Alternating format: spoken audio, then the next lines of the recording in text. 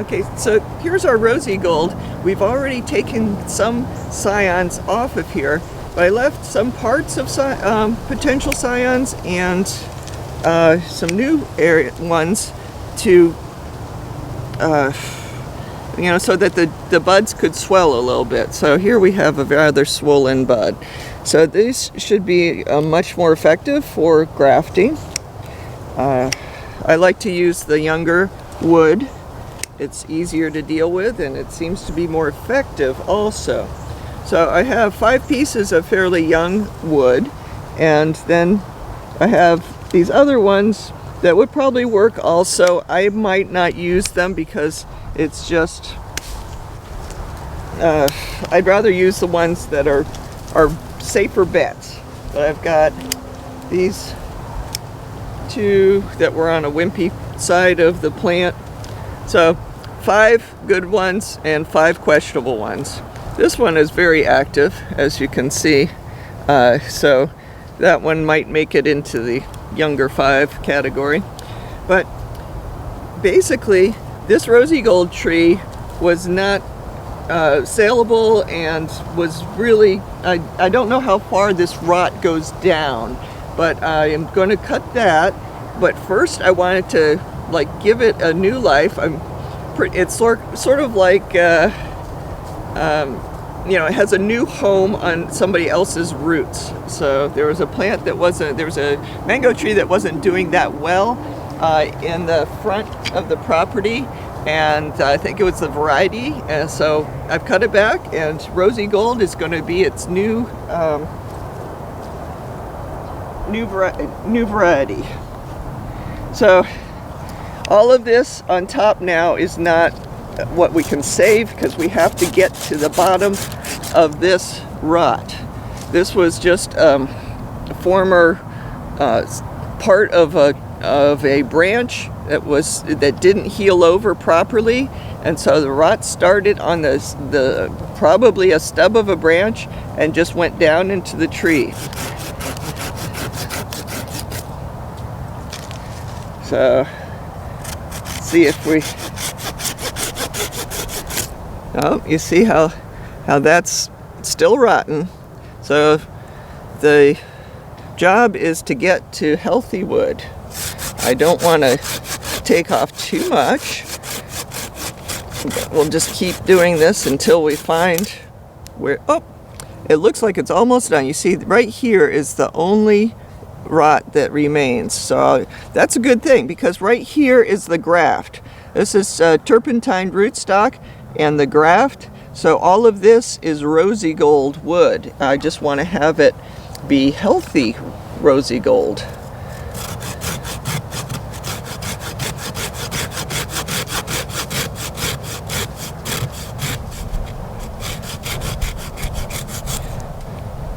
It still has a little bit there, so I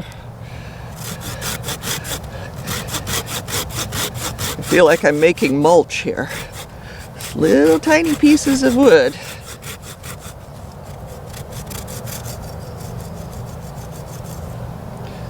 Goodness, still going down. Just a little bit there, but I'd rather get it all out.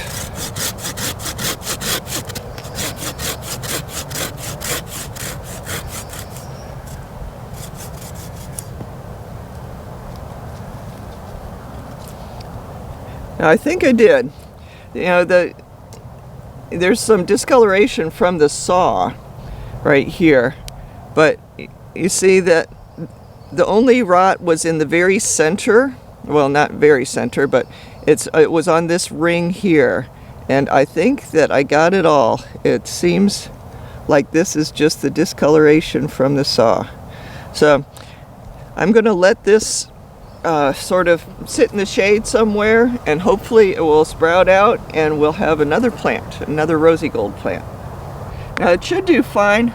The only thing I really need to worry about is overwatering. You can overwater mango plants, and right now this has been recently watered. It's rather wet, so I think I might put it into an area that doesn't get watered and it not exposed to rain, because this should almost dry out from time to time. There's a lot of food that is stored in the roots and even in this small area of trunk. So this plant should have no trouble producing leaves. It might take a while before those buds form because the woodier the area is, the longer it seems to take the new leaves to sprout and new branches to form. But as I said, I think I'll just put this in an area that doesn't get a whole lot of water, and we'll see how it does. Here's our Rosigold topwork project. Just yesterday I cut off a whole lot of branches that were older and further away from the middle of the tree. So this side got cut, and then there's a branch over on this side too. So the main focus is these younger branches that, we've got a lot of grafts on already. I think that there were 6 of the Rosigold grafts that we put on, and they're all still green, so good sign. So I'm just going to put a couple more grafts on, and then we'll just wait for the new growth to happen and trim back the rest of the tree. Even if the original Rosigold tree in the pot doesn't make it, it still is going to live on these roots here.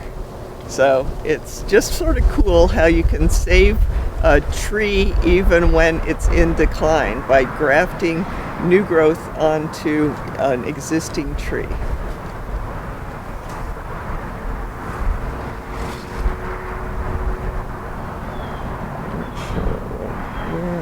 These.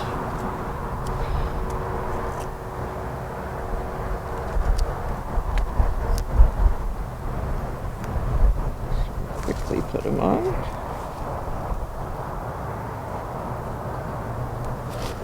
See if I can.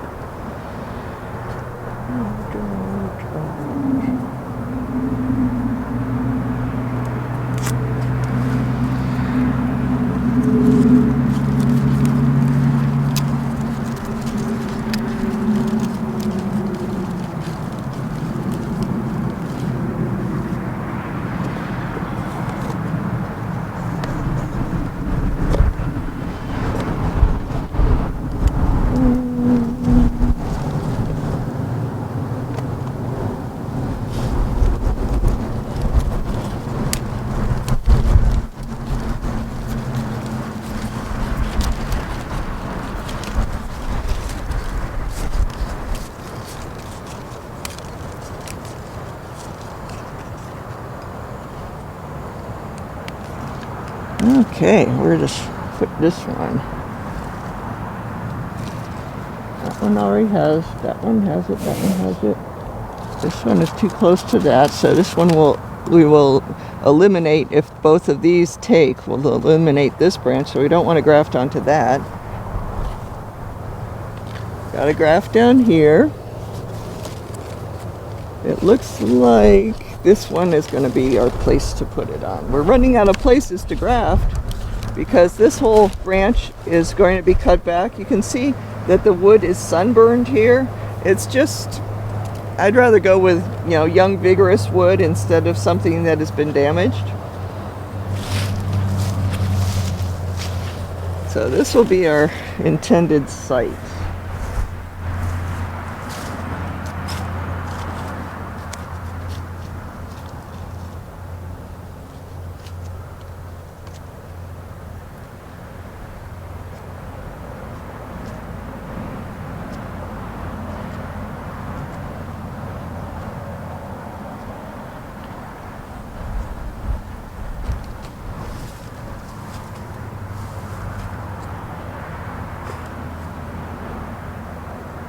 Now that's very skinny on that side, not quite as skinny, but almost there on this other side. Just helps when you don't have any air gaps in the union. I think we're there. So let's see, we'll go in here. Just give myself a little space.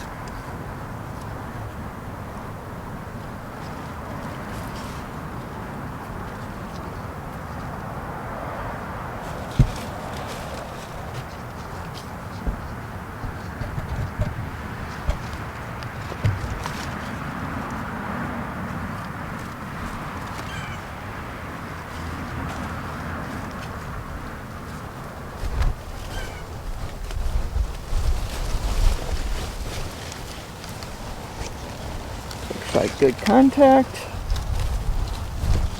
Quickly get this tape around it.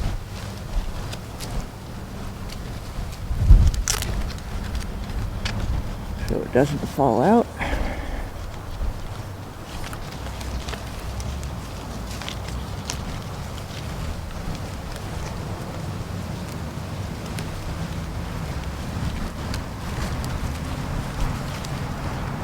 Oh, that's not going to be very big.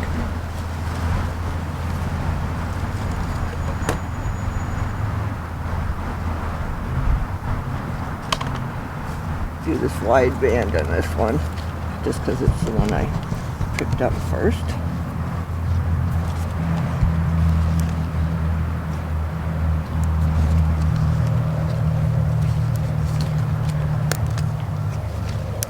The only thing left is I'm going to knock off these new leaves here.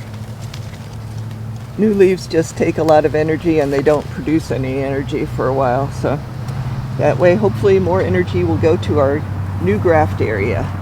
So anyway, that's about as much as we'll do at this point in time. We'll come back in a few weeks, check on the growth, and once it's gotten some hardened off new growth from the grafts, we'll cut back just about everything on the tree. Probably in 2 stages, because we want to, make sure that the grafts are supported by an active tree.